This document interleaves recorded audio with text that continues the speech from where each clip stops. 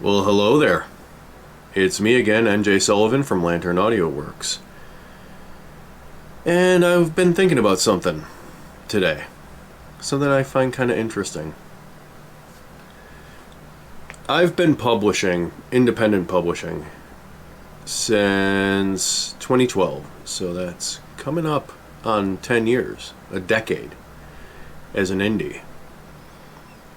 And I have seen a lot of changes in indie publishing and in the culture of publishing and all that fun stuff.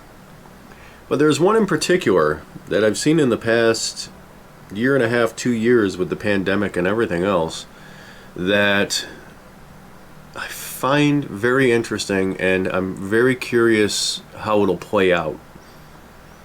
Because it hasn't played out yet. It's still in process. So I'm very curious about this. You see, back in my day, back when, in the early days for me, so 2012, 2013, 2014, a solid 50% of my marketing wasn't online. My interactions with other authors weren't online. They were through conventions and similar events. In-person meeting. Now, with everything that's happened in the past year and a half, a solid 90% of that same contact is online, mainly through social media. And at the same time, because of the lockdowns and all that other stuff, there are a lot of people who didn't previously write, but wanted to, who took the opportunity to write, and that's awesome. The world needs more books and more storytellers. But I've noticed a weird thing. A lot of the culture and the attitude amongst writers, calling it a writing community is something I'm not really a big fan of, but a lot of the attitude has shifted. And I think there's a correlation. You see a lot more authors, I see a lot more authors who get involved in drama, who start drama, who are snarky and unprofessional now than you did previously. And I think a lot of that is to do with the fact that so much of our interaction is online. And that's what sells on social media. The drama. This person did this and let's get them. Not really cancel culture stuff, but more just like picking fights and being selectively offended and bullying and playing the victim on the other side of that coin. And it's very interesting to me because there wasn't nearly as much of that. I mean, it still existed, but there wasn't nearly as much of it before lockdown, before the pandemic. And I think a lot of that has to do with the culture of the internet. I mean, the culture of the internet can be wonderful, but it can also be toxic as hell. And I don't think I'm, sharing any industry secrets there. But there's a lot of that kind of unprofessionalism, a lot more of it. And my personal opinion is that it's because there are no direct consequences for it, because it's online. And that leads me to an interesting question, because conventions are coming back. And these writers who gained large followers by being toxic, by stirring up drama, by getting their noses into other people's business, are going to want to do conventions. Conventions are fun. I've probably done 200 or 300 at this point. I love doing conventions. You know, they're kind of a staple of our business, especially for people who are generally considered genre writers. You know, book conventions and sci-fi conventions and fan conventions are a part of what we do. And it's one of the few times I actually really, really enjoy being in large groups of people. It's not generally my thing, but at a convention, I'm much more comfortable with it. So I'd never diss conventions. Some individual conventions I absolutely would diss, but conventions as a whole, I think, are a wonderful, beautiful thing.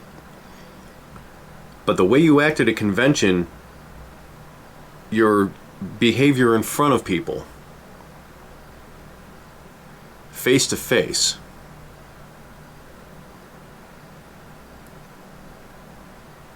how this subset, for lack of a better term, I don't have a script, so we're going with subset, of authors who gained their popularity and gained their follower count and gained their status online through being toxic, being bullies, you know, playing victim cards when there was no victimization, engaging in drama, starting drama, all that stuff. How are they going to adapt to an environment where they're face to face with people, they're face to face with other authors, they're face to face with their audience? Because there are real consequences there. I've seen people get punched in the face. It's a very, very rare occurrence because very few people would ever let something get to that level, especially in a professional environment. And for an author who is showing at a convention, that is a professional environment.